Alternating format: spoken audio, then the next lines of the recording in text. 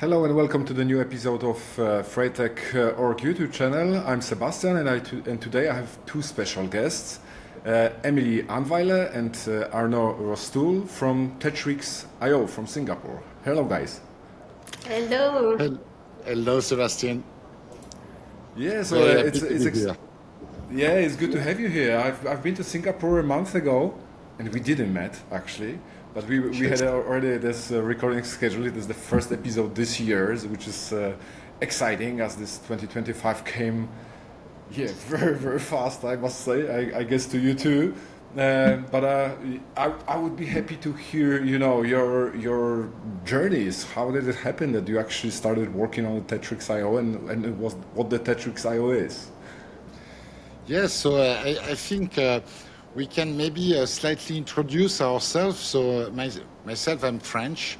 I've been working in Asia for the past 30 years, managing for 20 years P&L in the freight forwarding industry.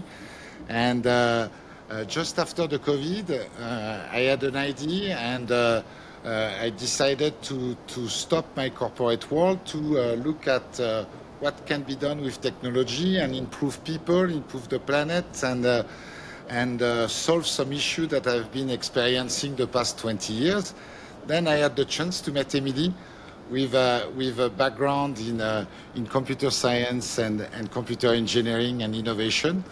And we started then Tetrixx a bit more than 2 years ago. So Yeah, it's been amazing, Sebastian. Just a funny story here. Arnaud and I met through a common friend, I was working at the time for an innovation lab, and unfortunately, we were all being laid off. That company decided not to continue to innovate. Too bad for them. And so that person was like, oh, I know this French person, he's starting his company. You should absolutely meet him. You will love him. I'm like, really, a French person? I really don't want to do that, But I still went ahead, made an effort, for my friend, that person that we both knew. I was like, okay, I'll do it for Peter. And we clicked instantly, me and Arnaud, So I didn't want to go, and then it was the best decision ever to join him on this journey. I didn't want it first. I didn't want to, work with more French people, but here we are, and it's really, really amazing. Yeah, it's usually like that, it's something just sparks and then it works, right? It's like and by the way, when I was in Singapore, I joined this evening meetup of the French tech community about AI, I was super tired, I must say. It was like a third event this day after a couple of meetings additionally. I was just exhausted, but the meeting over there I was amazed how vibrant the French community in Singapore is. So yeah, I'm not surprised by that. but there is a large French community in Singapore. And especially the French tech is a very good, put a lot of events and make the community closer together.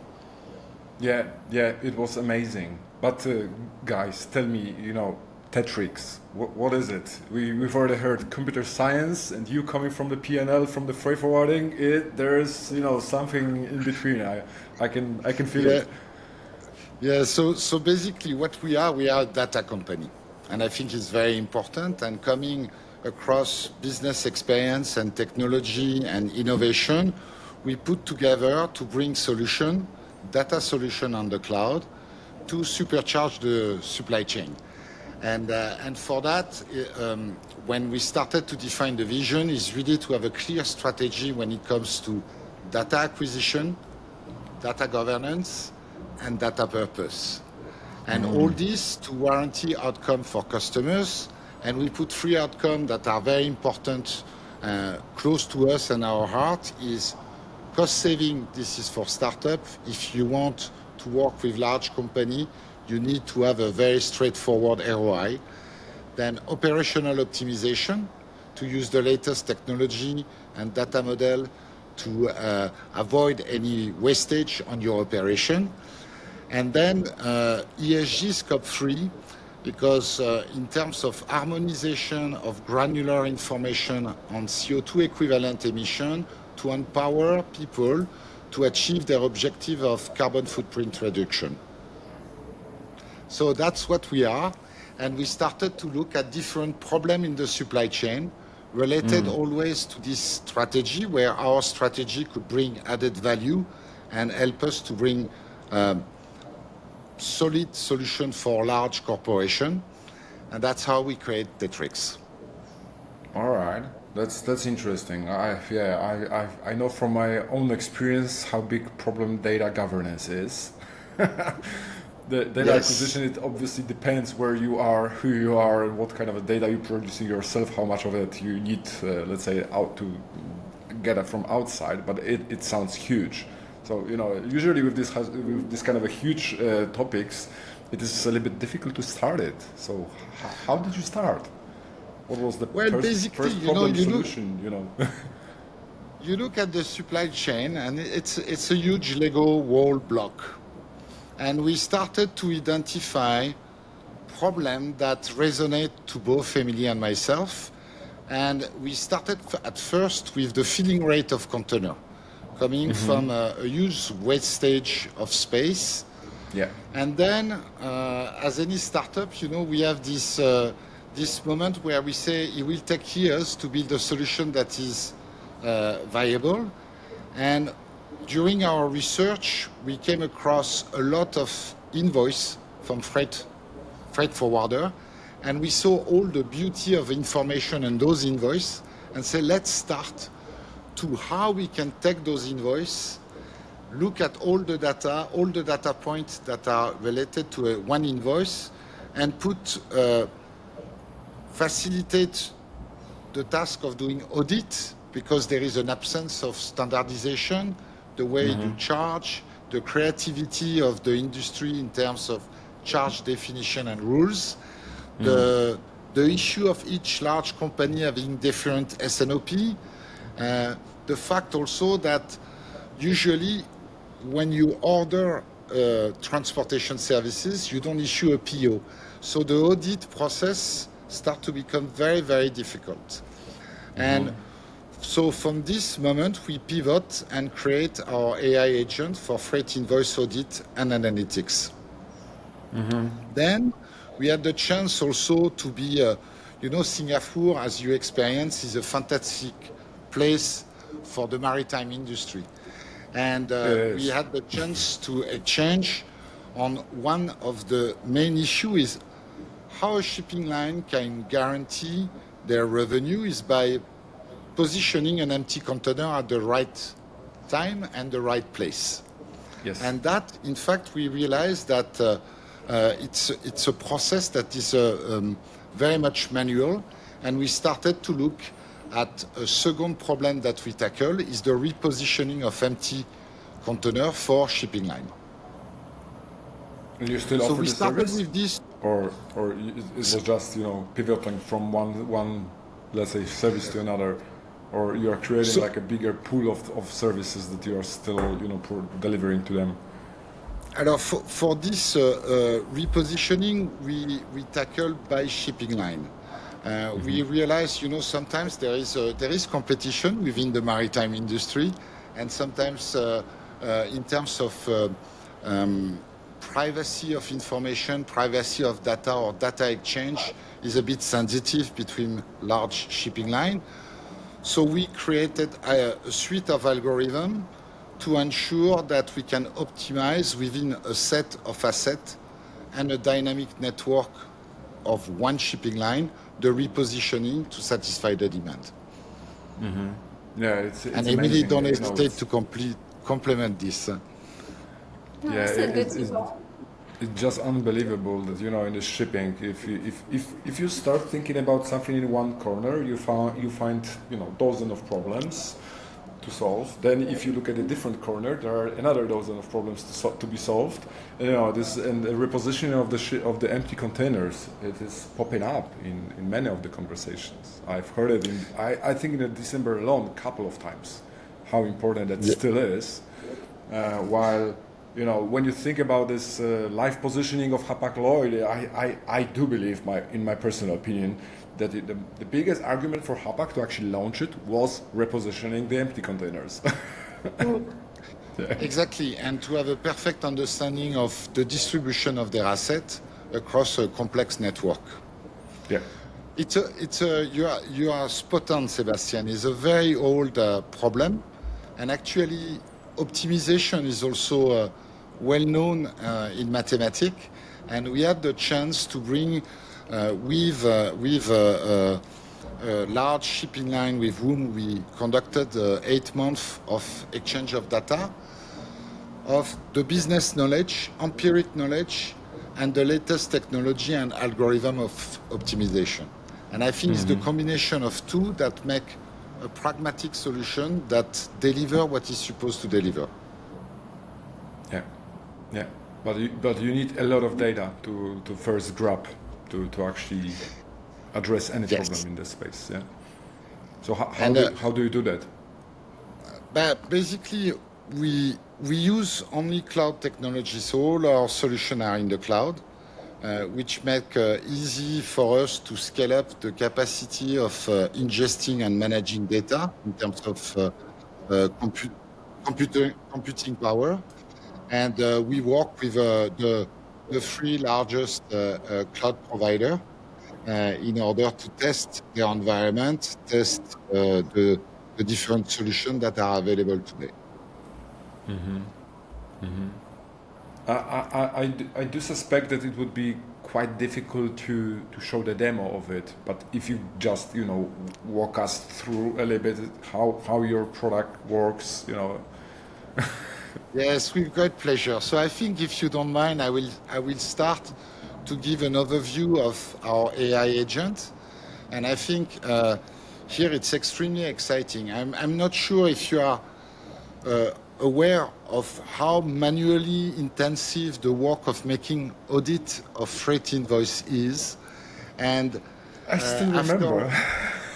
Yes, so we talk with numerous players on people in charge of either the supply chain or transportation and logistics, or even CFO of large organization, and we realize that in fact it's very complex. It's often done partially because when let's say you produce car or you produce cosmetic or perfume or luxury goods, your priority is not to allocate resources to do audit of a service provider invoices. Yeah. And I think when it comes to that, there is a complexity of it. And this is why we started to build the data pipeline from the acquisition.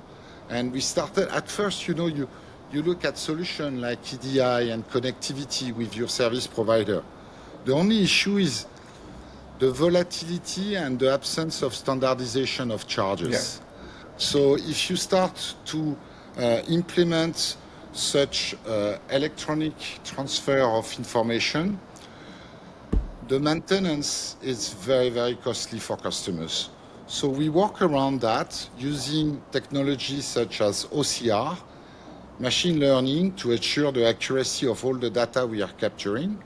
And today, the data pipeline starts with a PDF invoice of any service provider, where we capture up to 104 data points that we put in our proprietary data model in order to cut, slice, and dice all the information, compared to a tariff and a rate model to identify any deviation. So I have prepared for you a small flow chart to understand where the machine, and also because we put human in the loop. As you know, charges in transportation is very much depending on the context. Things change. Yes. And we have seen that, for example, you have your sales and marketing department. They want the goods for an exhibition on Monday. So finally, you will ask your service provider to basically do a pickup at night And that, of course, comes with an extra cost. It's not a regular contract that you have with your service provider. So capturing those contexts is very important for the validation of the charges. So here it's a brief chart of how our AI agent is working. And we capture, as I mentioned, the operational invoice by PDF, where we start to make a couple of checks. For example, is it the right service provider? Because strangely, in large corporations, when you receive 1,000 of invoices per month, sometimes those invoices are mixed between different customers of the service provider. So is this invoice my invoice? And we start to extract data and make a couple of checks. For example, myself, I like to have my SAP purchase order number on every invoice to reconsolidate the information in my ERP. The AI agent is doing that without any human intervention, including when there is issue or missing information, the communication with your service provider. So for that, your team you don't need any manpower to do those initial checks to ensure of the veracity of this invoice. Then we start the matching at charge level, and we do several checks. If everything is okay, it goes straight to your financial account payable team, and if there is an issue, we put here a workflow with persona to understand the context and validate or not the invoice. So on this, and here is the human in the loop. So we identify 3 persona. Mostly people work close to the physical operation, the procurement, and the finance. And we also go through different checkpoints. Is my rate card exist? Yes or no? If not, then I will inform my procurement to negotiate the pricing with my service provider. And then per invoice, you have sometimes unknown charges. You have also companies that require a pre-approval for specific services, such as express services, and deviation, whenever it's pricing deviation or quantity deviation. And all that, very simple question that allow those 3 persona to collaborate, being able to see the right information at the right place without any effort to look in the thousands of emails to retrieve all the communication and the validation, to have finally either OK for payment or to start a dispute and negotiation with your service provider. That's the concept of our AI agent for freight, invoice audit, and analytics. Yeah, it's definitely needed. In few of my engagements at the freight forwarding side, we've been delivering manually this kind of a services to the customers, which was always painful and super work intensive. And basically, the work behind that is also not that much exciting. So it was usually also difficult to actually find the people working on that. And this is also the answer to all of the skeptics that the AI is going to take the work from people. No, it's this work nobody wants. Exactly. And here is very much to empower people and to give them the time to focus where they can create value, because there is a complexity in the supply chain. You are working with so many personas, so many providers.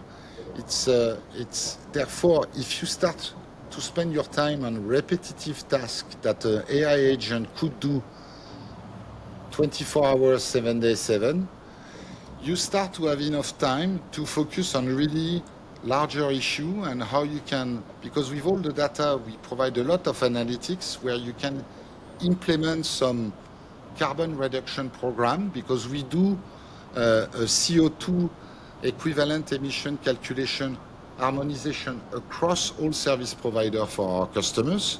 So you can start to study, look at data that help you and your team to improve, either make better consolidation, change the cadence of your shipment, change the modality of some of your transport to reduce your carbon footprint. This is possible with our AI agent. So this CO2 emission is also done through this, let's say, auditing of the invoices, or?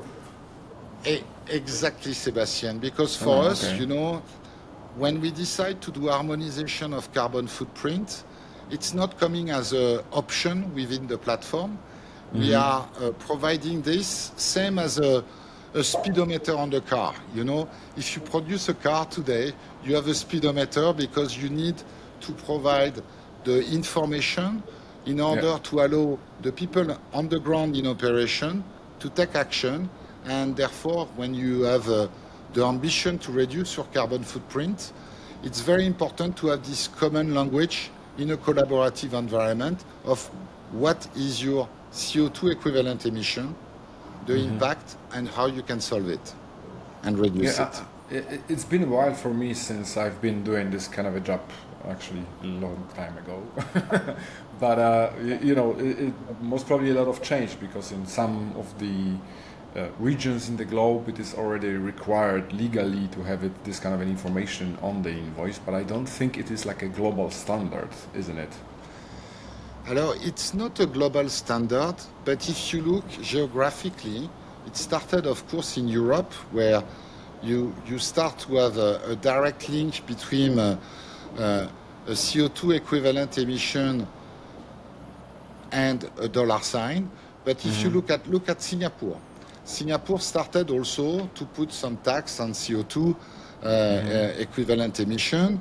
Also, for large company that will start to do offsetting of some carbon emission, you need to have the right data and the right measurement of what is related to your activity of transport and logistic within your P&L.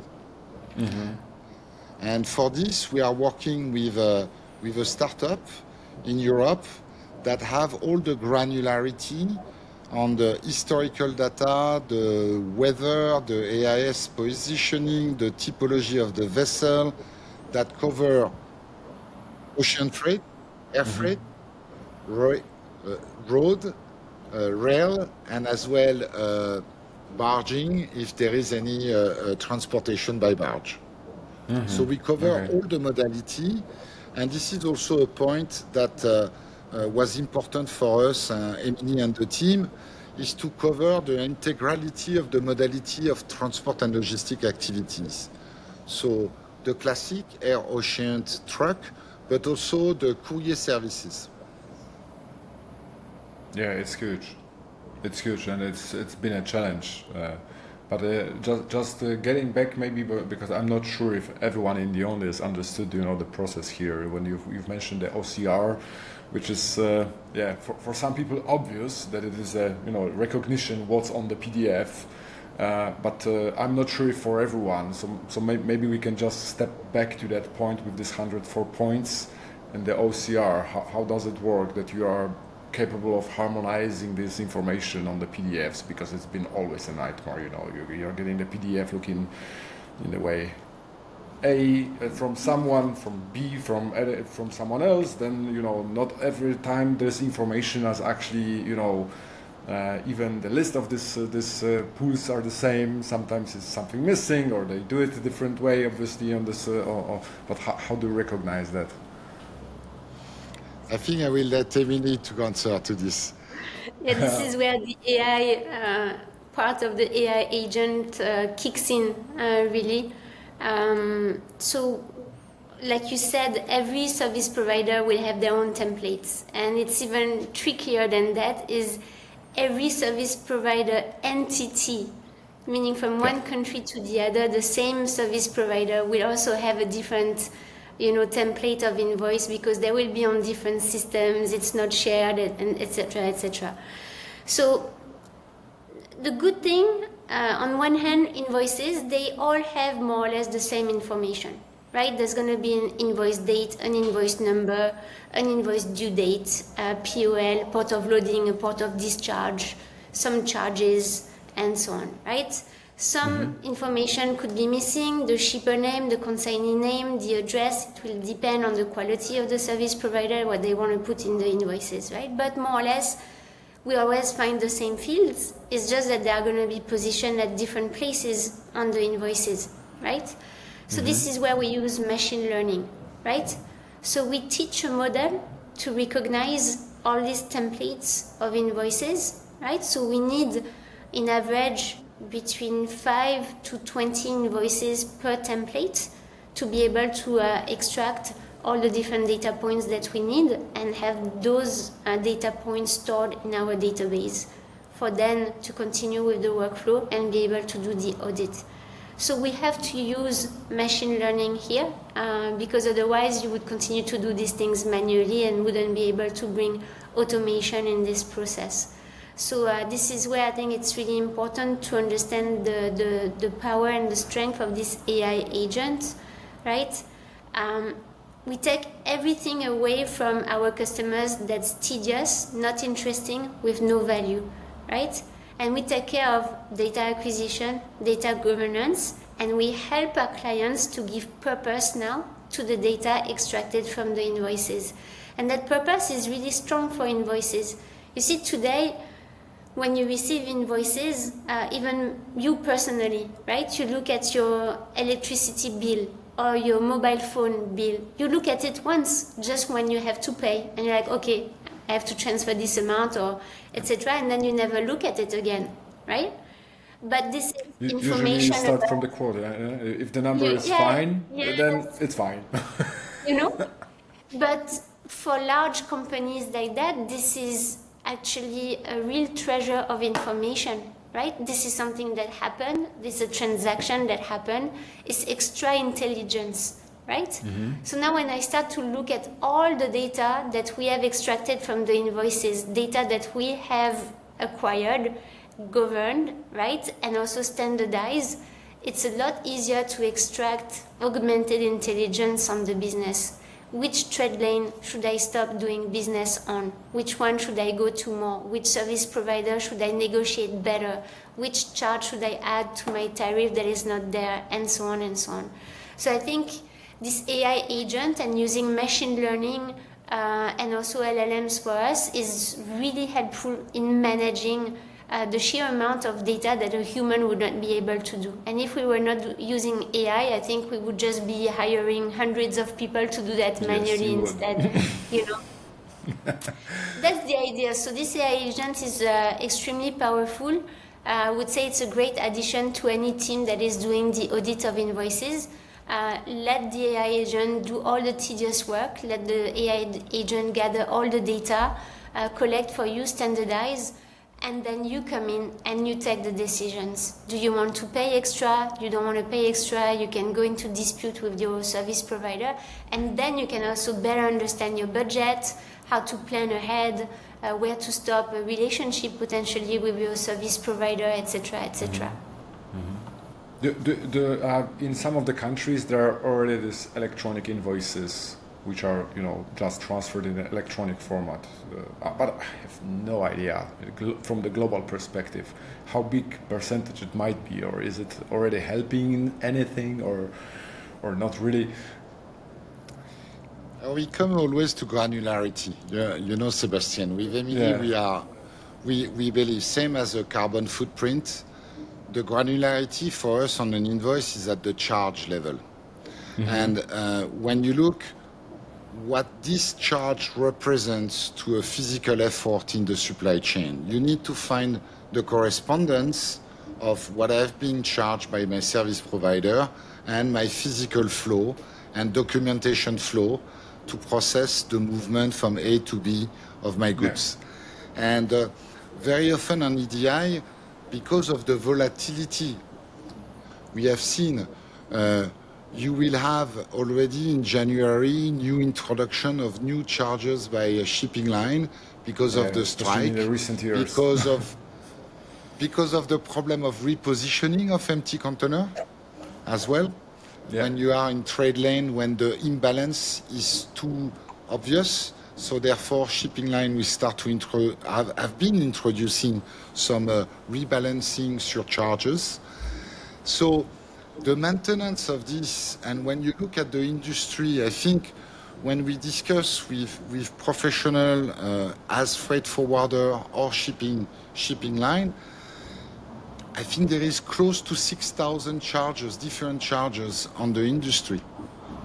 And the way you label them, the way you mention them, I'm not speaking about spelling mistake, but just the definition of it are very, very different from one part, one service provider, one geographical location. So I think this is why we need to take control of what are the data points we are taking, and we need a lot of flexibility. And that's why with Emilie and the team, we thought that to start with a PDF is the safest and easiest way for our clients. Yeah. That's one point. But I have also an additional point, is usually a large company will work with numerous service providers. And in some markets, for some reason, they will need to work with smaller service provider because they are expert in their geographical context. So there is a discrepancy of level of system from top 5 and the rest, for example. Yeah. And so how you manage that? But at least the common denominator is a PDF invoice. It's very easy to capture that from any service provider that a large MNC may use. Even if they create it in an Excel file, it is transferred in PDF. Exactly. Exactly. Yeah, it's funny because it's my first order management system that I actually designed from one of the customers very long time ago was based on the SharePoint, in terms of the workflow. Oh, yeah. But we were reading the PDFs within the OCR from their SAP system, which was just passed through the email. So they just added us into this BCC field, and we were just getting the PDFs of the of the purchase orders in PDF as well. Obviously, it was easier because it was like always the same export from SAP. So the OCR part was super straightforward, right? It was always the same field in the same place. But it is unbelievable how powerful the PDFs are. It was basically built to create this kind of a standard. So I think the purpose was there, and the fit is definitely in as well. But we've heard a lot about this how much time you can gain on basically using your solution to audit everything from these PDFs, which is, I think, very straightforward, and everybody is feeling it. But what else? What are the other user benefits that maybe are not so, quickly recognized? I think, Sebastian, we forgot to mention what triggered really our interest on Invoice. Is even large company that provide transportation services who have top-notch TMS system to invoice their customers. The invoicing part, it's manual. The selection is manual. It's an operator that will choose or write the charges. I tend to agree. 90% is done manually. So obviously, when you have this volumetry, there is manual mistake, intentionally or non-intentionally. We are not here to judge, but the fact those mistakes often generate an overbilling between 2 to 6% on average, which it's a very straightforward ROI for our client. And some part of the world where there is a more difficult context or less standardization, this discrepancy can even increase and be higher than 6%.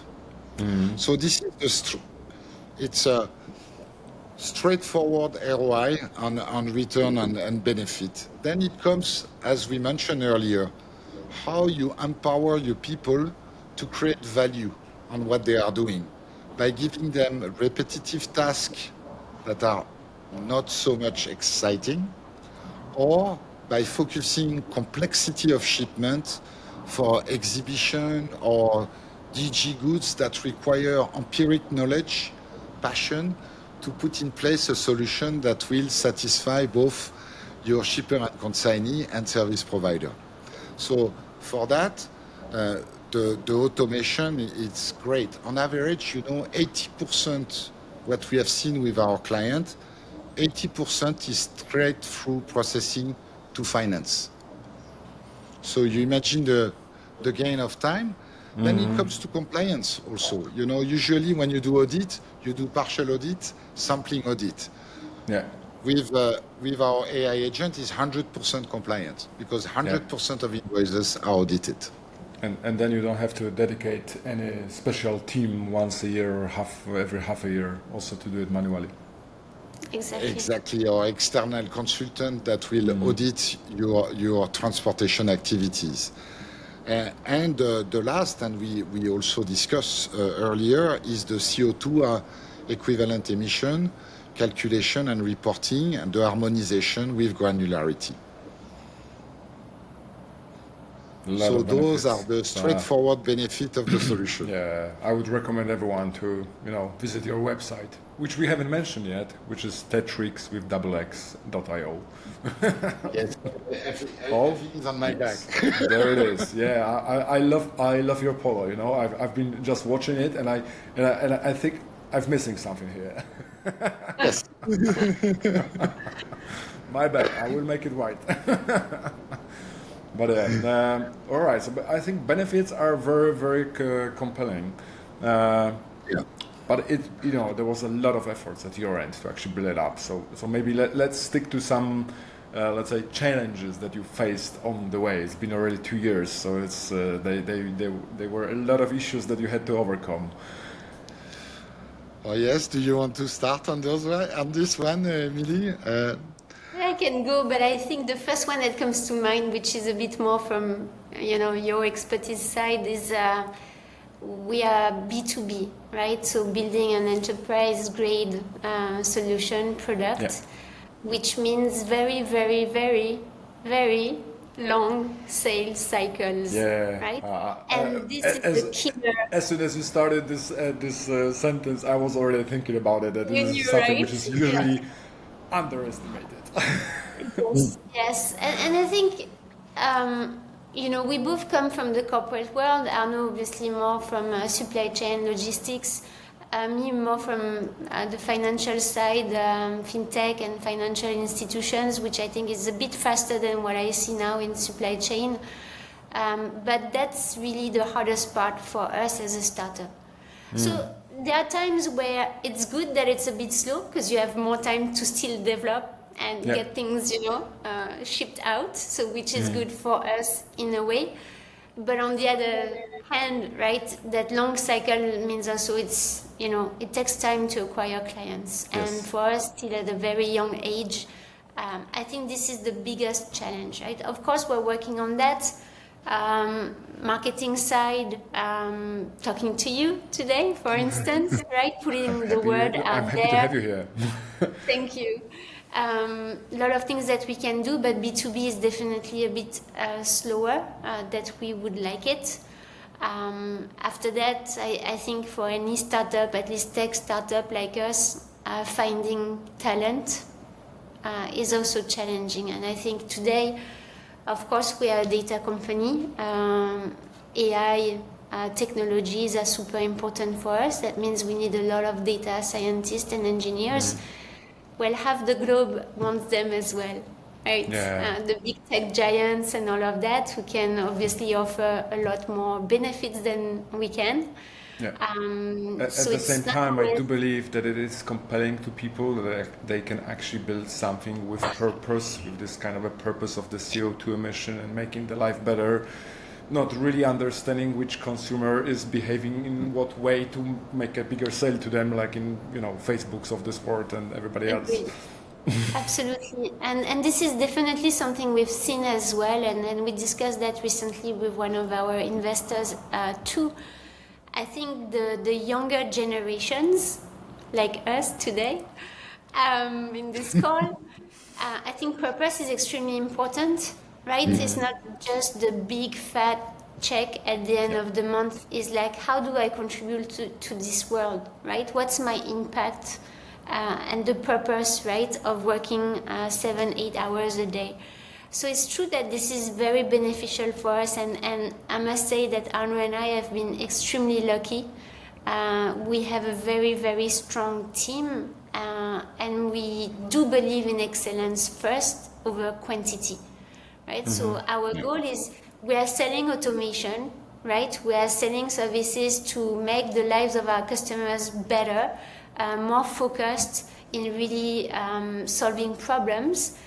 The same applies to us. So with Arnaud, we really decided that we would want to remain as small as possible, not too many people, but really good people who are driven, want to build products that are going to be really, really changing the supply chain industry. Yeah. What do you think, Arnaud? Good points. I think also the always pushing for excellence and curiosity and getting an environment that is safe, and often we say it commercially, safe to fail or do. We really have that, and we put it in place on a daily basis. Yeah, I think that there are a lot of interests, and I'm really glad to see that are just built with this kind of a purpose-driven approach to make something better, which is I love it, and I think in the supply chain itself there is such a huge opportunity to actually make it better. Sometimes when I look at the solutions to the problem of choosing your Netflix movie, it's like, why those people are actually building it, It would be much better to actually, build something that will decrease amount of time on Netflix. It would be more purpose-driven, but that's another topic. But I'm glad to hear those, from you, because it's just giving, I think, a hope to everyone. It's like it's going to get better, and there's a huge opportunity at every corner to make it better. So we are slightly getting to the end, so I think we might jump into the topic of the vision for the future. Where do you see Tetrixx in whatever time frame you think about? I think it's always good to have even so in fast-moving technology, things are changing very, very rapidly. But when you focus on excellence, when you focus on empowering people, on purpose, we can start to foresee ourselves where we should be in 3 to 5 years. And I think for us, even if it's without wanted to be too ambitious, but I believe with our AI agent on this specific aspect, we should be one of the leading company in terms of solution for freight invoice audit and analytics. And when you look at this issue, it's easy for us with the data governance we put in place to start to play upstream and downstream of those invoices and develop additional features to support people and large organizations to manage costs related to the supply chain. That's one part. And we have also the T positioning on the repositioning of empty container. Here also, I think, thanks to the team and the exchange of being able to create model of empiric knowledge of business with the latest technology and the definition of optimization on the mathematical terms, I think here there is a tremendous value, and we can have the potential to be to catch the largest shipping line as customers. Yeah, and it has a huge potential to actually decrease the CO2 emission too, right? Just making these repositions as smooth as possible. we shouldn't forget about it. I think it is a huge thing, in this optimization projects all around the places, and these empties are there as well. So maybe just one final thing that I haven't asked for, and you maybe want to also mention. Is there anything like that? Thank you. Go for it, Emilie. No, you go for it. I feel glad that I asked for everything.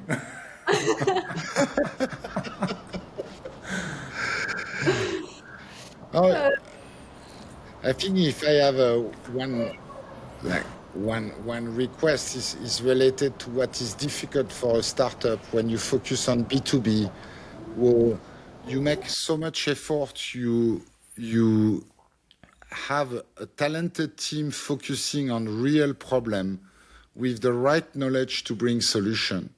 But the decision-making process on large corporation is not always matching your finance. And we have been very, very lucky at Tetrix to have investors who are supporting the idea and understanding our industry and understanding the potential of it. But I think it's if I have one request is always like, please, you are a large corporation, contact us, test us, and you will see that what we have developed is matching all your criteria. And we forgot to mention that we are certified on ISO 27001, SOC 2 Type 2, and GDPR compliant like a large corporation, because this is our target. So we know we have to match. Exactly. Yeah, I think so it will be easier over wish. time, right? It's like, when you already have a traction, then you have some case studies as well from similar customers, then it's getting better. But the early days are super tough. All right. But on that, I would say, Sebastian, to never give up. It's something I really learned with Arnaud the last 2 years, is to never give up, always be raising, always be connecting, always be selling, and trust your gut. Yeah. As an entrepreneur and a founder, I think that's really important, and we've done that a lot this year. I mean, last year in 2024, and it was the best year so far. So, those would be the very important points for any founders out there or entrepreneur. I have one Polish YouTuber, which is not that easy to watch. Yeah. He's creating movies, but as a YouTuber, just video content, and it was a video content about everything. But he started from living in Japan. And one of my most favorite movie that he actually recorded over his 10 years of recording it was the one called Step 1. And just don't think about anything else. Just make this bloody first step. Whatever you start, it's like it's such a deep thing when you think about it. Step 1, there's another one, and then you're basically becoming well experienced in something. You have a good product in the space, and it's just keep doing it. So it was great to have you in this episode, and I think just keep walking. There's another sentence. Yes. And have a very successful 2025. It was good to have you here, and I think when I watch what you are building, that most probably we'll have some topics in the future for another episode. That feel welcome to the show, and anytime you think it's the time, let me know. We will talk about maybe repositioning or something else. Who knows? But for today, thanks a lot. Will do. Thank you so much. Thank you very much, Sebastian. It was a really pleasure to be here.